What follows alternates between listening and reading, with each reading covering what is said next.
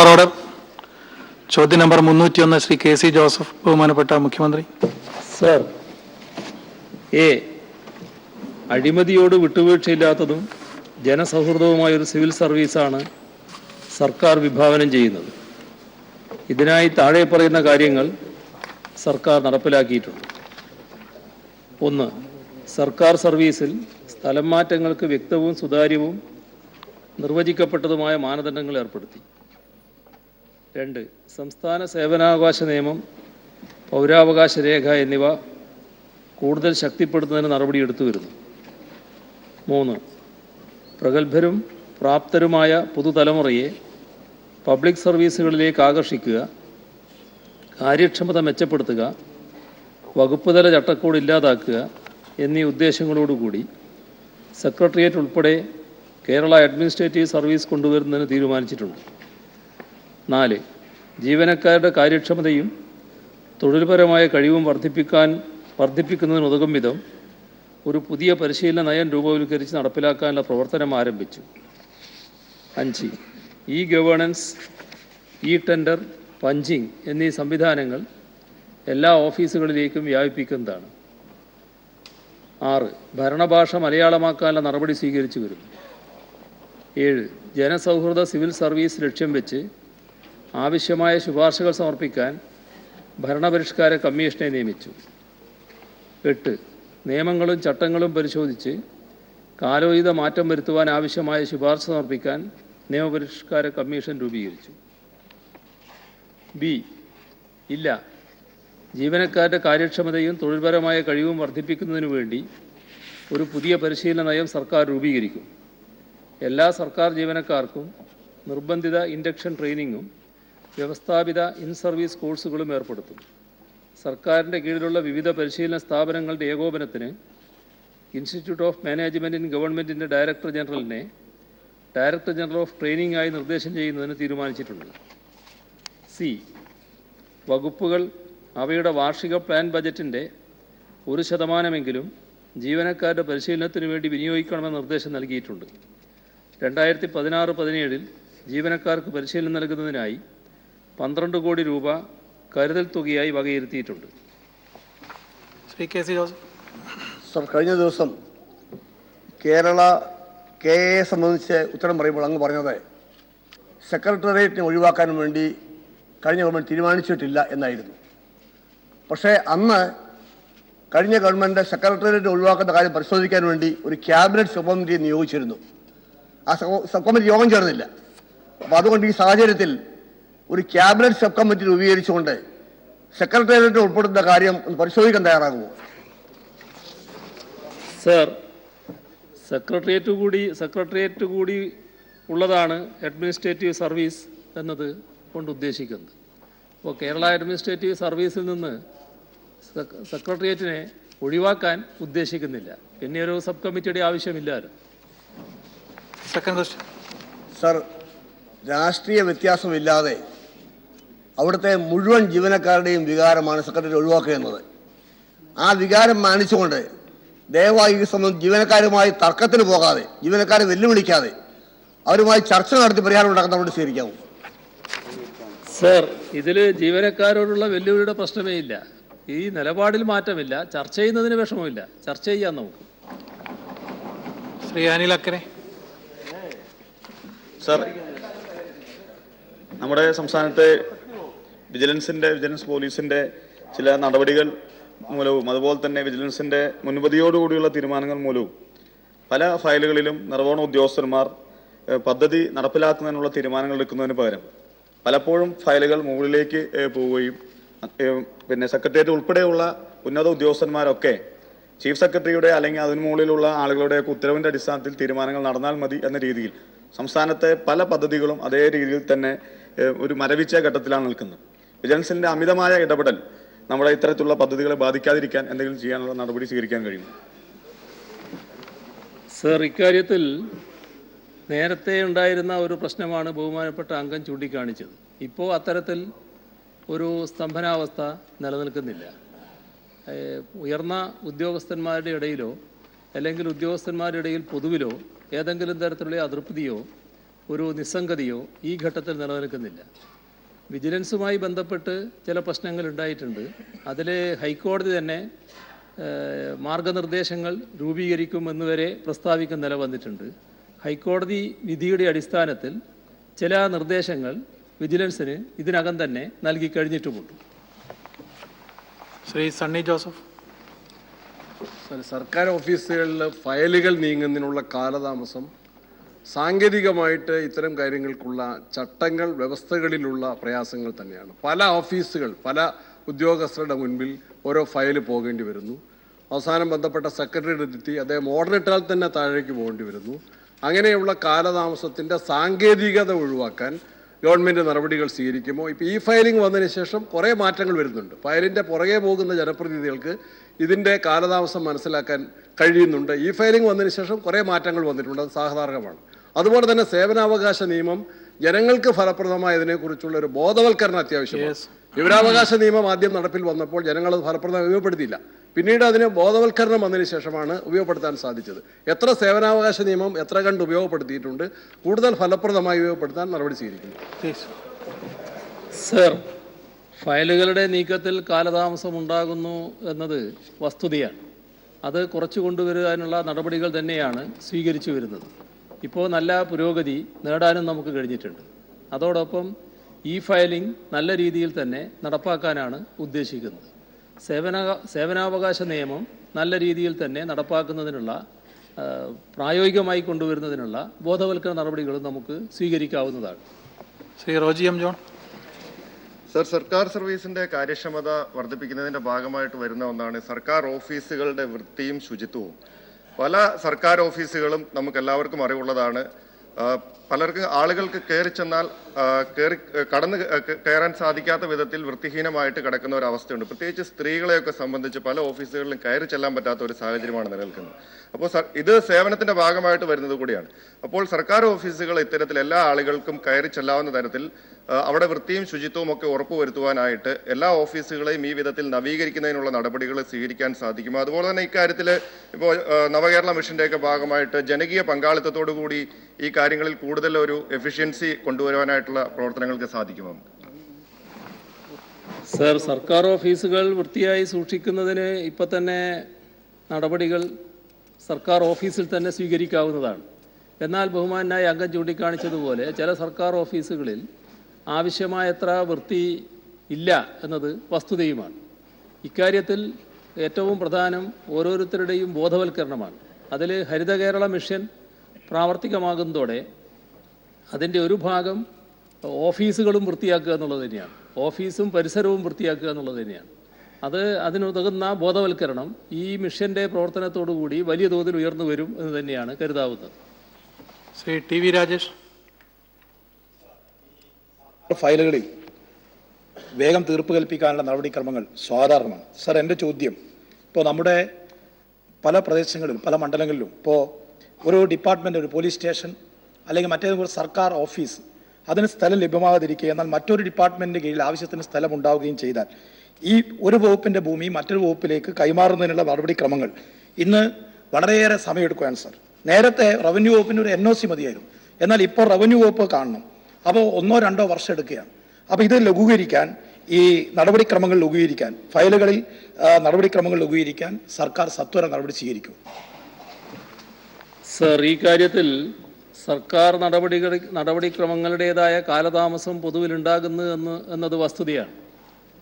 ഒരു സ്ഥലമുണ്ട്, ആ സ്ഥലം ഒരു വകുപ്പിൻ്റെ കയ്യിലാണ്, മറ്റൊരു വകുപ്പിന് കൊടുക്കുന്നതിന് ആ വകുപ്പ് തയ്യാറാണ്, സ്വീകരിക്കാൻ ഈ ആവശ്യമുള്ള വകുപ്പും സന്നദ്ധമാണ്. കൊടുക്കാമെന്ന് റവന്യൂ വകുപ്പ് മുഖേനയാണ് കൊടുക്കുന്നത് റവന്യൂ വകുപ്പും തയ്യാറാണ്. പക്ഷേ ആകെ തീരുമാനം വരുമ്പോൾ ആഴ്ചകളും മാസങ്ങളും എല്ലാം നീണ്ടുപോവുകയാണ്. അത് മാസങ്ങൾ തന്നെ നീണ്ടുപോകുന്ന, ചിലപ്പോൾ വർഷങ്ങൾ തന്നെ നീണ്ടുപോകുന്ന അവസ്ഥ വരുന്നുണ്ട്. ഇക്കാര്യത്തിൽ എങ്ങനെ ലഘൂകരിക്കാൻ പറ്റും, അത് ഗൗരവമായി ആലോചിച്ചുകൊണ്ടിരിക്കുന്നുണ്ട്. കാരണം ജില്ലയിൽ കലക്ടറുണ്ട്, കലക്ടർക്കടക്കം ഇക്കാര്യത്തിൽ ഒരു നിലപാട് സ്വീകരിക്കാൻ പറ്റുന്ന തരത്തിൽ നടപടികൾ എടുക്കാൻ പറ്റുമോ എന്നുള്ളതടക്കം സർക്കാർ ആലോചിച്ചുകൊണ്ടിരിക്കുകയാണ്. Shri K S Sabarinath. Documents നോക്കുകയാണെങ്കിൽ വൻകിട പദ്ധതികൾക്ക് വേണ്ടി 2300 കോടി രൂപയാണ് ഇയർമാക്കിയിട്ടുള്ളത്. അതിൽ 10% മാത്രമേ ഇപ്പോൾ തുടങ്ങാൻ കഴിഞ്ഞിട്ടുള്ളൂ. സർ, ഈ ബഡ്ജറ്റിൽ ഒത്തിരി പുതിയ പദ്ധതികൾ കിഫ്ബിയിലൂടെ വൻകിട പദ്ധതികൾ ആവിഷ്കരിക്കുവാനാണ് സർക്കാരിൻ്റെ ശ്രമം. സർ, പലപ്പോഴും പദ്ധതികൾ നടക്കാത്തതിൻ്റെ പ്രധാനപ്പെട്ട കാര്യം സർക്കാർ ഉദ്യോഗസ്ഥരുടെ കാര്യക്ഷമത ഒരു പ്രധാനപ്പെട്ട കാരണമാണ്. സർ, ഈ വൻകിട മാറ്റങ്ങൾ ഇപ്പോൾ ബഡ്ജറ്റിൽ പറയുമ്പോൾ അതിൻ്റെ നിർവഹണം നടക്കേണ്ടത് താഴേത്തട്ടിൽ വില്ലേജ് ഓഫീസ് മുതൽ സെക്രട്ടേറിയറ്റ് വരെയാണ്. അപ്പോൾ ഈ പുതിയ പദ്ധതി, പുതിയ കിഫ്ബി മോഡൽ കണ്ടുകൊണ്ട് സർക്കാർ ഉദ്യോഗസ്ഥർ അതിലേക്ക് കൂടുതൽ കാര്യക്ഷമതയോടെ പ്രവർത്തിക്കുവാനുള്ള നടപടികൾ എന്തെങ്കിലും ഈ പ്രഖ്യാപനത്തിലൂടെ കൂടെ നടത്തിയിട്ടുണ്ടോ എന്നാണ് സാർ എൻ്റെ ചോദ്യം. സർ, പൊതുവിൽ നമ്മളിൽ ഉയർന്നു വന്ന ഒരു സംസ്കാരത്തിൻ്റെ ഭാഗമായാണ് ഈ കാലതാമസം വരുന്നത്. ഈ പദ്ധതികളുടെ പ്രവർത്തന ചെലവ് ഏറ്റവും കൂടുതൽ വരുന്നത് അവസാന മാസമാണ്, അതായത് ജനുവരി, ഫെബ്രുവരി, മാർച്ചാണ്. അതിനു മുന്നിലുള്ള മാസങ്ങൾ ഇപ്പോൾ ഒരു ബഡ്ജറ്റ് പാസ്സായി ആദ്യത്തെ 6 മാസമൊന്നും പലപ്പോഴും പല ഡിപ്പാർട്ട്മെൻറ്റുകളും അതിനെപ്പറ്റി ആലോചിക്കുന്ന പോലുമില്ല. ഇങ്ങനെയൊരു അവസ്ഥ പലപ്പോഴും ഉണ്ടാകുന്നുണ്ട്. ഇത് പരിഹരിക്കാനാണ് അടുത്ത വർഷം തൊട്ട് ഏപ്രിൽ തൊട്ട് തന്നെ പദ്ധതി നിർവഹണം ആരംഭിക്കണമെന്ന് നിർദ്ദേശിച്ചിട്ടുള്ളത്. അതിന് വ്യക്തമായ നിർദ്ദേശങ്ങൾ നൽകി കഴിഞ്ഞിട്ടുണ്ട്. നേരത്തെ വ്യക്തമാക്കിയതാണ്, അവസാനത്തെ 3 മാസം വകയിരുത്തിയ തുകയിലെ 30% മാത്രമേ ചെലവഴിക്കാൻ പറ്റൂ. മാർച്ച് മാസത്തിൽ 15% കൂടുതൽ ചെലവഴിക്കാൻ പറ്റില്ല. അത്തരമൊരു നിർദ്ദേശം പൊതുവെ നൽകി കഴിഞ്ഞിട്ടുണ്ട്. അങ്ങനെ വരുമ്പോൾ എല്ലാ ഡിപ്പാർട്ട്മെൻറ്റുകളും പണം ചെലവഴിക്കുന്നതിനാവശ്യമായ ക്രമീകരണങ്ങൾ ഉണ്ടാക്കും. ശ്രീ എം സ്വരാജ്. വളരെ വേഗം വരുന്ന ഫയലുകളിൽ തീർപ്പ് കൽപ്പിക്കണമെന്നും ഓരോ ജീവിതങ്ങളാണ് ഫയലിലുള്ളതെന്നും മുഖ്യമന്ത്രി സൂചിപ്പിക്കുകയും സർക്കാരിൻ്റെ നിലപാട് വ്യക്തമാക്കുകയും ചെയ്തിട്ടുള്ളതാണ്. പക്ഷെ അതിനനുസരിച്ച് എല്ലാ ജീവനക്കാരും തങ്ങളുടെ മുൻപിൽ വരുന്ന ഫയലുകൾ കൈകാര്യം ചെയ്യാൻ ആരംഭിച്ചിട്ടില്ല. എനിക്ക് വ്യക്തിപരമായി തന്നെ അറിയാവുന്ന 2 വർഷമായി നമ്മുടെ സെക്രട്ടേറിയറ്റിലുള്ള ഒരു ഫയലുണ്ട്. ഒട്ടും സങ്കീർണതകളില്ലാത്തതും വളരെ വേഗത്തിൽ തീർപ്പ് കൽപ്പിക്കാവുന്നതുമാണ്. പക്ഷെ ഉദ്യോഗസ്ഥർ അതിന് തയ്യാറാവുന്നില്ല. ഈ പശ്ചാത്തലത്തിൽ ഒരു ടേബിളിൽ വരുന്ന ഫയൽ പരമാവധി എത്ര ദിവസം അവിടെ വയ്ക്കാമെന്ന്, തീർപ്പ് കൽപ്പിക്കുന്നതിന് വേണ്ടി വയ്ക്കാമെന്ന് നിർദ്ദേശിക്കാനാകുമോ? അതിൽ വീഴ്ച വരുത്തിയാൽ ആ ഫയൽ അംഗീകരിച്ചതായി, അതിന് അനുകൂല തീരുമാനമെടുത്തതായി കണക്കാക്കാനാകുമോ? അല്ലെങ്കിൽ ആ അകാരണമായി വൈകിപ്പിച്ച ഉദ്യോഗസ്ഥന് വിശദീകരണം ചോദിക്കാനും അങ്ങനെ നിരന്തരം വിശദീകരണം കൊടുക്കേണ്ടി വരുന്ന ഉദ്യോഗസ്ഥന്മാരുടെ കാര്യത്തിൽ മറ്റു തീരുമാനങ്ങൾ എടുക്കാനും സർക്കാരിന് സാധിക്കുമോ എന്നാണ്. സർ, സമയബന്ധിതമായി ഫയലുകൾ തീർപ്പാക്കണമെന്ന് തന്നെയാണ് സർക്കാരിന് നിർബന്ധം. ആ കാര്യത്തിൽ ആവശ്യമായ ഇടപെടൽ സെക്രട്ടറി തലത്തിൽ കൂടി നടത്തണമെന്നും നിർദ്ദേശം നൽകി കഴിഞ്ഞിട്ടുണ്ട്. അതിനുതകുന്ന അധികാരങ്ങളും സെക്രട്ടറിമാർക്ക് നൽകുന്ന നിലപാട് സ്വീകരിച്ചു കഴിഞ്ഞിട്ടുണ്ട്. നേരത്തെ ചില വ്യത്യാസങ്ങളുണ്ടായിരുന്നു. അതിൽ നിന്ന് മാറി സെക്രട്ടറിമാർക്ക് തന്നെ അതത് വകുപ്പുകളിലുള്ള ഉദ്യോഗസ്ഥന്മാരുടെ മേലെ പൂർണ്ണ നിയന്ത്രണം വരത്തക്ക രീതിയിലുള്ള സംവിധാനങ്ങൾ ഒരുക്കുന്നുണ്ട്. Shri V P Sajeendran. Sir, ഇവിടെ ഈ ഫയലുകൾ നീങ്ങാത്തതിനെതിരെ നല്ല ചർച്ചയാണ് ഇവിടെ നടക്കുന്നത്. സാറ്, ഈ ഏറ്റവും കൂടുതൽ ഇതിനെക്കുറിച്ച് അറിയാവുന്നത് MLA-മാർ തന്നെയാണ്. കാരണം വികസന പ്രവർത്തനങ്ങൾക്കായും അല്ലാത്ത കാര്യങ്ങൾക്കായും ഫയലിൻ്റെ പിറകെ ഞങ്ങളെല്ലാവരും പോകാറുണ്ട്. സാർ, ഇവിടെ മുഖ്യമന്ത്രി തന്നെ പറഞ്ഞു ഓരോ ജീവിതവുമാണെന്നുള്ളത്. പക്ഷേ ഇതൊക്കെ പറഞ്ഞിട്ട് പോലും ഒരു ഫയലുകൾ പോലും മുന്നോട്ട് നീങ്ങുന്നില്ല എന്നുള്ളൊരു വസ്തുതയാണ്. ഓരോ ഉദ്യോഗസ്ഥന്മാരും അവരുടെ ഉത്തരവാദിത്വം ഏറ്റെടുക്കാൻ കഴിയാത്തതുകൊണ്ട് അവരൊന്നെങ്കിൽ ഇതിൽ കുറിയിട്ട് വെക്കുന്നു, അല്ലെങ്കിൽ മറ്റ് സീറ്റുകളിലേക്ക് തട്ടിയിടുകയാണ്. അപ്പോൾ ഇങ്ങനെ ഈ ഫയലുകൾ ഇങ്ങനെ ഓരോ ദിവസങ്ങളും ഓരോ സ്ഥലത്തൂടെ ചുറ്റിക്കറങ്ങിക്കൊണ്ടിരിക്കുകയാണ്. ഇവിടെ ശ്രീ സ്വരാജ് സൂചിപ്പിച്ചതുപോലെ ഇതിനെതിരെ നിശ്ചിത ദിവസത്തിനുള്ളിൽ ഈ ഫയലുകൾക്ക് തീർപ്പ് കൽപ്പിക്കുന്നില്ലെങ്കിൽ അതിനെതിരെ എക്സ്പ്ലനേഷൻ ചോദിക്കുകയോ അല്ലെങ്കിൽ അവർക്കെതിരെ നടപടി എടുക്കുകയോ എന്തെങ്കിലും ചെയ്തില്ലെങ്കിൽ ഇത് പ്രഖ്യാപനം മാത്രമായി ഒതുങ്ങും. അതുകൊണ്ട് സാർ, ഇത് വളരെ ഗൗരവത്തോടു കൂടി ഞങ്ങളുടെ അസറ്റ് ഡെവലപ്മെന്റ് ഫണ്ടിന്റെ ഫയലുകൾ പോലും ഇപ്പോൾ ഉദ്യോഗസ്ഥന്മാർ അങ്ങോട്ടും ഇങ്ങോട്ടും തട്ടിക്കളിക്കുകയാണ്. കഴിഞ്ഞ സാമ്പത്തിക വർഷത്തെ AS പോലും ഞങ്ങൾക്ക് ഇതുവരെ കിട്ടിയിട്ടില്ല. ഓരോ ഡിപ്പാർട്ട്മെന്റിനും ഒരു ഡിപ്പാർട്ട്മെന്റാണ് ഉത്തരവാദി എന്ന് പറയുന്നു, അടുത്ത ഡിപ്പാർട്ട്മെന്റ് ഈ ഡിപ്പാർട്ട്മെന്റാണ് ഉത്തരവാദി എന്ന് പറയുന്നു. സാർ, ഇതിന് തീർപ്പ് കൽപ്പിക്കുവാൻ ഒരു സംവിധാനം അടിയന്തരമായി ഏർപ്പെടുത്തണം. അങ്ങ് ഇതിൽ അടിയന്തരമായി ഇടപെടണം. അല്ലെങ്കിൽ ഞങ്ങളുടെ അസറ്റ് ഡെവലപ്മെന്റ് ഫണ്ട് പോലും നിശ്ചിത സമയത്തിനുള്ളിൽ അത് പണി പൂർത്തിയാക്കാൻ കഴിയില്ല എന്ന് അങ്ങ് നടപടിയെടുക്കുമെന്നുള്ളതാണ് എൻ്റെ ചോദ്യം. സർ, ബഹുമാന്യരായ അംഗങ്ങൾ പൊതുവിൽ പ്രകടിപ്പിക്കുന്ന വികാരം നമ്മുടെ സംസ്ഥാനത്തിൻ്റെ ജനങ്ങളുടെ ആവശ്യവുമായി ബന്ധപ്പെട്ടുള്ളതാണ്. ഇക്കാര്യത്തിൽ ഫലപ്രദമായ നടപടി തന്നെ സർക്കാർ സ്വീകരിക്കാനാണ് ശ്രമിച്ചു വരുന്നത്. ഇവിടെ ഒരു സംശയവും വേണ്ട. സമയബന്ധിതമായി ഫയലുകളിൽ തീർപ്പ് കൽപ്പിക്കുന്നതിനും ഒരു ഫയൽ എത്ര കാലം വരെ സൂക്ഷിക്കാമെന്നതിനെ പറ്റി അടക്കം വ്യവസ്ഥകൾ വെക്കുന്നതിനും സർക്കാർ നടപടികൾ എടുക്കുന്നതാണ്. Shri A M Arif. Sir, സ്ഥലം മാറ്റത്തിന് മാനദണ്ഡം ഏർപ്പെടുത്തിയത് ഏറ്റവും വളരെ വലിയൊരു കാര്യമാണ് സർ. അക്കാര്യത്തിൽ സ്ഥലം മാറ്റത്തിലും മറ്റുമൊക്കെയുള്ള അഴിമതികൾ മുൻകാലങ്ങളിൽ ഉണ്ടായിരുന്നത് നടക്കാതിരിക്കാനും മറ്റുമൊക്കെ ഉള്ളൊരു വലിയ സംരക്ഷണ കവചമാണ്. എന്നാൽ എത്ര വിചാരിച്ചാലും ചലിക്കാത്ത, കാര്യക്ഷമത തീരെയില്ലാത്ത ചില ഉദ്യോഗസ്ഥർ ചില സ്ഥാനങ്ങളിൽ എത്തിപ്പെട്ട് കഴിഞ്ഞാൽ പിന്നെ ഈ മാനദണ്ഡത്തിൻ്റെ സംരക്ഷണമുണ്ട് എന്ന് കരുതി എന്തെല്ലാം പറഞ്ഞാലും ചിലർ ചലിക്കില്ല. അപൂർവം ചില ആളുകൾ അങ്ങനെയാണ്. പക്ഷെ അത്തരക്കാരെ സ്ഥലം മാറ്റുകയോ മറ്റേതെങ്കിലും തരത്തിലുള്ള അവർക്ക് പ്രവർത്തിക്കാൻ പറ്റുന്ന മേഖലകളിലേക്ക് മാറ്റാനുള്ള വ്യവസ്ഥകൾ ഈ മാനദണ്ഡത്തിൽ ഉൾപ്പെടുത്തിയില്ലെങ്കിൽ അവരിത് തന്നെ ഇങ്ങനെ തുടർന്നുകൊണ്ടിരിക്കും. അപ്പം അക്കാര്യത്തിൽ ജനങ്ങളുടെ ഈ പ്രശ്നങ്ങൾ പരിഹരിക്കപ്പെടുന്നതിന് കാര്യക്ഷമമായി ഇടപെടാത്ത ആളുകളെ അവരെ തൽസ്ഥാനങ്ങളിൽ നിന്ന് മാറ്റാനോ അല്ലെങ്കിൽ മറ്റു തരത്തിലുള്ള നടപടി സ്വീകരിക്കാനുള്ള വ്യവസ്ഥകൾ ഉണ്ടാവണം സർ. അത്തരം കാര്യം കൂടി ആലോചിച്ചിട്ടുണ്ട്. ഉണ്ടാവുമോ സർ? തീരെ ചലിക്കാത്തവരാണെങ്കിൽ ഒരു സ്ഥലത്തുണ്ടായാൽ കുറച്ചു കാലം ആ ബുദ്ധിമുട്ട്, പിന്നെ മറ്റൊരു സ്ഥലത്ത് ചെന്നാൽ അവിടെ ബുദ്ധിമുട്ട് എന്നേ അവസ്ഥയേ ഉള്ളൂ. ഏതായാലും അത്തരം കാര്യങ്ങളടക്കം പരിശോധിച്ച് ആവശ്യമായ നടപടി സ്വീകരിക്കുന്നതാണ്. Shri V T Balram. സർക്കാർ സർവീസിന്റെ കാര്യക്ഷമത മെച്ചപ്പെടുത്താനുള്ള സംവിധാനങ്ങളെക്കുറിച്ച് അങ്ങയുടെ ഗവൺമെന്റ് സ്വീകരിച്ച കാര്യങ്ങളെക്കുറിച്ചാണ് ഇവിടെ ചർച്ച ചെയ്യുന്നത്. സർ, ഒരു സമഗ്രമായിട്ടുള്ള അഡ്മിനിസ്ട്രേറ്റീവ് റിഫോംസ്, ഭരണപരിഷ്കാരം ഉണ്ടാവുക എന്നുള്ളതാണ് ഇതിന്റെ ശാശ്വത പരിഹാരം. അതിനുവേണ്ടി അങ്ങയുടെ ഗവൺമെന്റ് ഒരു ഭരണപരിഷ്കാര കമ്മീഷനെ നിയോഗിച്ചു. ഇതിന്റെ പ്രവർത്തനങ്ങൾ എത്രത്തോളം മുന്നോട്ട് പോയിട്ടുണ്ട് എന്ന് വിലയിരുത്തിയിട്ടുണ്ടോ? ഇതിന് വേണ്ട അടിസ്ഥാന സൗകര്യങ്ങൾ, ഈ കമ്മീഷന്റെ ഫലപ്രദമായ പ്രവർത്തനത്തിന് വേണ്ട അടിസ്ഥാന സൗകര്യങ്ങൾ, ഓഫീസ് അടക്കമുള്ള സൗകര്യങ്ങൾ ഏർപ്പെടുത്തിയിട്ടുണ്ടോ? ഇവർ ഏതെങ്കിലും തരത്തിലുള്ള നിർദ്ദേശങ്ങളോ ഇടക്കാല റിപ്പോർട്ടോ സമർപ്പിച്ചിട്ടുണ്ടോ? അത്തരത്തിൽ ഏതെങ്കിലും നിർദ്ദേശങ്ങൾ ഇടക്കാല റിപ്പോർട്ടിന്റെ രൂപത്തിൽ സർക്കാരിന്റെ മുമ്പിൽ വന്നിട്ടുണ്ടോ? അല്ലെങ്കിൽ എന്നൊക്കെയാണ് അത് ഗവൺമെന്റിന്റെ മുമ്പിൽ വരാൻ വേണ്ടി നിർദ്ദേശിച്ചിരിക്കുന്നത്? ഭരണപരിഷ്കാര കമ്മീഷന്റെ പ്രവർത്തനങ്ങളെ കുറിച്ച് വിലയിരുത്തൽ നടത്തിയിട്ടുണ്ടോ? ഭരണപരിഷ്കാര കമ്മീഷൻ ഫലപ്രദമായി നടപടികൾ സ്വീകരിക്കുന്നു എന്നുള്ളത് തന്നെയാണ് ഇതിനകം എല്ലാവർക്കും ബോധ്യമായിട്ടുള്ളത്. അത് അതേ നിലക്ക് തന്നെ തുടരുന്നതാണ്.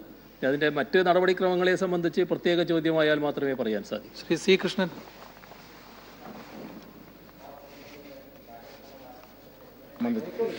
സർക്കാർ സർവീസിൻ്റെ കാര്യക്ഷമത മെച്ചപ്പെടുത്തുന്നത് സംബന്ധിച്ചാണ് ഇവിടെ ചർച്ച ചെയ്യുന്നത്.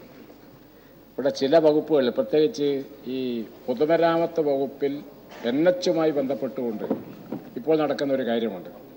അവിടെ CRF-ൽ ഉൾപ്പെടുത്തിക്കൊണ്ട് ഒരു റോഡിൻ്റെ ടെൻഡർ നടപടി ആരംഭിച്ചു. അത് സംബന്ധിച്ച് ഇപ്പോൾ പറയുന്നത് അത് പൂർത്തിയാക്കാൻ 68 ദിവസം വേണം എന്നാണ്.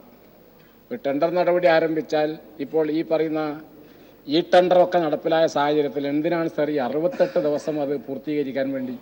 ആ കാര്യം ഇതുപോലുള്ളൊരു കുറേ വിഷമങ്ങൾ ഇപ്പോൾ നേരിടുകയാണ് ചെയ്യുന്നത്. അങ്ങനെ വന്നു കഴിഞ്ഞാൽ ഈ അടുത്ത ഒരു വർഷക്കാലത്തിനിടയിൽ അത് പൂർത്തീകരിക്കാൻ വേണ്ടി സാധിക്കില്ല.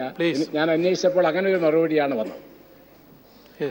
ഈ കാര്യത്തിലൊരു നടപടി വേണം സർ. അതൊരു പ്രത്യേക സാങ്കേതിക പ്രശ്നമാണ് ബഹുമാനായ അംഗം ചൂണ്ടിക്കാണിച്ചത്. എൻ്റെ കയ്യിൽ ഇപ്പോൾ അതിനെ സംബന്ധിച്ചുള്ള വിവരമില്ല. എന്താണെന്ന് പരിശോധിക്കാം.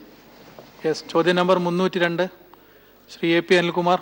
ബഹുമാനപ്പെട്ട മുഖ്യമന്ത്രി. Sir, A 1. കാർഷിക മേഖലയിൽ കീടനാശിനികളുടെ ഉപയോഗം പരമാവധി കുറച്ച് ജൈവ കൃഷിയും ഉത്തമ കൃഷിരീതികളും പ്രോത്സാഹിപ്പിച്ചു വരുന്നു. 2. കുളങ്ങളുടെ നവീകരണം, മാലിന്യ സംസ്കരണത്തിലൂന്നിയ പച്ചക്കറി കൃഷി എന്നിവ നടപ്പിലാക്കി വരുന്നു. 3. ശുചിത്വം, മാലിന്യ സംസ്കരണം, കൃഷി വികസനം, ജലവിഭവ സംരക്ഷണം എന്നീ മേഖലകൾക്ക് ഊന്നൽ നൽകുന്ന ഹരിത കേരളം പദ്ധതിക്ക് തുടക്കം കുറിച്ചിട്ടുണ്ട്. 4. ഈ മാലിന്യങ്ങളും പ്ലാസ്റ്റിക് മാലിന്യങ്ങളും ശാസ്ത്രീയമായി നിർമ്മാർജ്ജനം ചെയ്യുന്നതായിരിക്കും. സംസ്ഥാനത്തെ PWD പഞ്ചായത്ത് റോഡുകളുടെ നിർമ്മാണത്തിന് പ്ലാസ്റ്റിക് ഉപയോഗിക്കുന്നതിന് സർക്കാർ തീരുമാനിക്കുകയും ആയത് നടപ്പിൽ വരുത്തുകയും ചെയ്തിട്ടുണ്ട്. 5. മണ്ണ് സംരക്ഷണ പ്രവർത്തനങ്ങളും ഉരുൾപൊട്ടൽ പ്രദേശങ്ങളുടെ സംരക്ഷണവും നടപ്പിലാക്കി വരുന്നു. 6. പാരമ്പര്യേതര ഊർജ്ജ സ്രോതസ്സുകൾ പരമാവധി പ്രയോജനപ്പെടുത്തുന്നതാണ്. 7. കാലാവസ്ഥാ വ്യതിയാനം മൂലമുണ്ടാകുന്ന പ്രത്യാഘാതങ്ങൾ നേരിടുന്നതിനും അതുമൂലമുണ്ടാകുന്ന അപകടങ്ങളുടെ അളവ് കുറയ്ക്കുന്നതിനുമായി state action plan on climate change പുതുക്കുന്നതിനുള്ള നടപടി സ്വീകരിച്ചിട്ടുണ്ട്. 8. വേമ്പനാട്, അഷ്ടമുടി, ശാസ്താംകോട്ട കായലുകളുടെ പുനരുദ്ധാരണവും സംരക്ഷണവും ഉൾക്കൊള്ളുന്ന ഒരു മാനേജ്മെൻറ്റ് പ്ലാനിന് രൂപം നൽകി വരുന്നു.